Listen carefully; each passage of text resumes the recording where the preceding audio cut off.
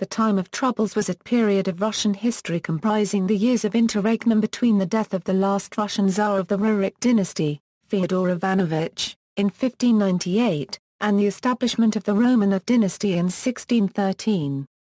In 1601–03, Russia suffered a famine that killed one-third of the population, about 2 million.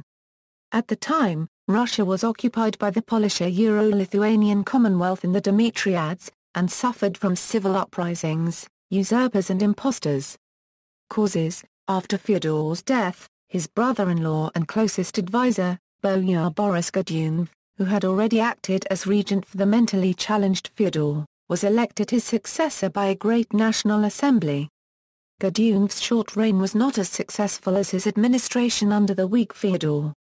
Extremely poor harvests were encountered in 1601–03, with nighttime temperatures in all summer months often below freezing, wrecking crops.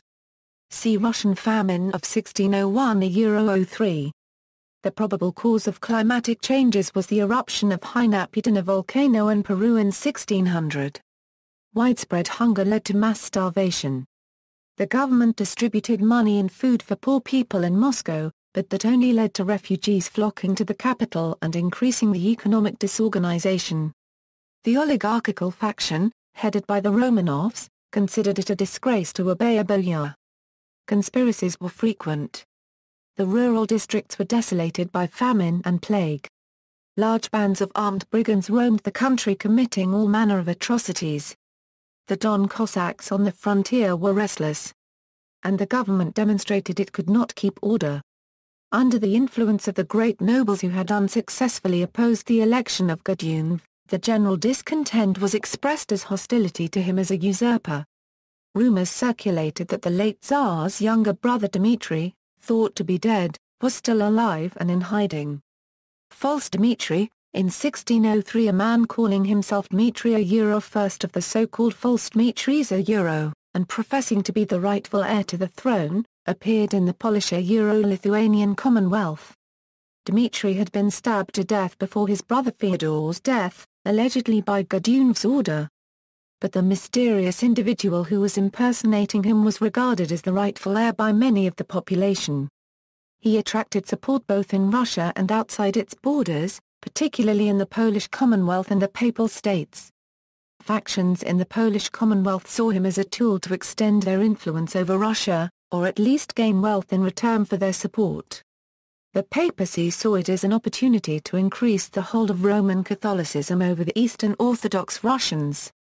A few months later in 1603, Polish forces crossed the frontier with a small force of 4,000 Poles, Lithuanians, Russian exiles, German mercenaries and Cossacks from the Dnieper and the Don, in what marked the beginning of the Polish Commonwealth's intervention in Russia, or the Dimitriad Wars. Although the Polish Commonwealth had not officially declared war on Russia, some powerful magnates decided to support False Dmitri with their own forces and money, in the expectation of rich rewards afterward. False Dmitri was married per procura to Marina Mniszek, and immediately after Godunov's death in 1605, he made his triumphal entry into Moscow. Schuisky's reign, the reign of False Dmitri, was short. Before a year had passed, Vasily Schuisky, an ambitious Rurikid prince, formed a conspiracy against him. His forces murdered False Dmitri soon after his marriage in the Moscow Kremlin, together with many of his supporters, who were brutally massacred. Schuisky and his men were estimated to have killed 2,000 Poles. The reaction to the massacre in Poland was strong, but the government decided to postpone revenge against those responsible. Schuisky seized power and was elected Tsar by an assembly composed of his faction, but the change did not satisfy the Russian boyars, Commonwealth magnates, Cossacks, or the German mercenaries, and soon a new impostor, likewise calling himself Dmitri, son and heir of Ivan the Terrible, came forward as the rightful heir. Like his predecessor, he enjoyed the protection and support of the Polish-Lithuanian magnates. After Schuisky signed an alliance with Sweden, the King of the Commonwealth, Sigismund III, seeing the Russian-Swedish alliance as a threat, resolved to intervene and began the Polish-Muscovite War. Second occupation. Polish-Euro-Lithuanian troops crossed the Russian borders and laid siege to the fortress of Smolensk. After the combined Russo-Euro-Swedish forces were destroyed at the Battle of Klushino, Schuisky was forced to abdicate. Before False Dmitri II could gain the throne, the Polish commander, voivode, and magnate Stanisław Schuisky, put forward a rival candidate, Sigismund's son, Władysław. Some people in Moscow swore allegiance to him on condition of his maintaining orthodoxy and granting certain privileges to them. On this understanding, they allowed Polish troops to enter the city and occupy the Kremlin. The Polish king opposed the compromise, deciding to take the throne for himself and to convert Russia to Roman Catholicism. The contending factions were opposed and his plan aroused the anti-Catholic and anti-Polish feelings in Russia. The Swedes disapproved as they were rivals of the Poles on the Baltic coast. They declared war on Russia, supporting a False Dmitri of their choice in Ivangorod. Russia was in a critical condition. The throne was vacant. The great nobles quarreled among themselves. Orthodox Patriarch Hermogenes was imprisoned. Catholic Poles occupied the Moscow Kremlin and Smolensk. The Protestant Swedes occupied Novgorod. Continuing Tatar raids left the south borderlands of Russia completely depopulated and devastated. And enormous bands of brigands swarmed everywhere. Tens of thousands died in battles and riots. On 17 March 19, 1611, the Poles and German mercenaries suppressed riots in Moscow. They massacred 7,000 Muscovites and set the city on fire. Many other cities were also devastated or weakened. For example, on September 22, 1612, the Poles and Lithuanians exterminated the population and clergy of Vologda. Struggle for independence, the nation rose together under the leadership of Kuzma Minin, a Nizhny Novgorod merchant, and Prince Pozharsky. After the battle for Moscow on October 22, 1612 Old Style, the invaders retreated to the Kremlin, and on 24 October 27 OS. The nearby Polish army was forced to retreat.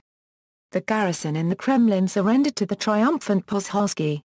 The Festival of National Unity Day commemorating this event on November 4 was held annually until the rise of communism, when it was replaced by celebrations for the October Revolution.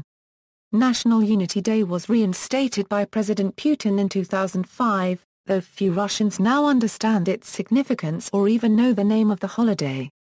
The Grand National Assembly elected a Tsar Michael Romanov, the young son of the Metropolitan Philaret. He was connected by marriage with the late dynasty and, according to the legend, had been saved from the enemies by a heroic peasant, Ivan Susanin.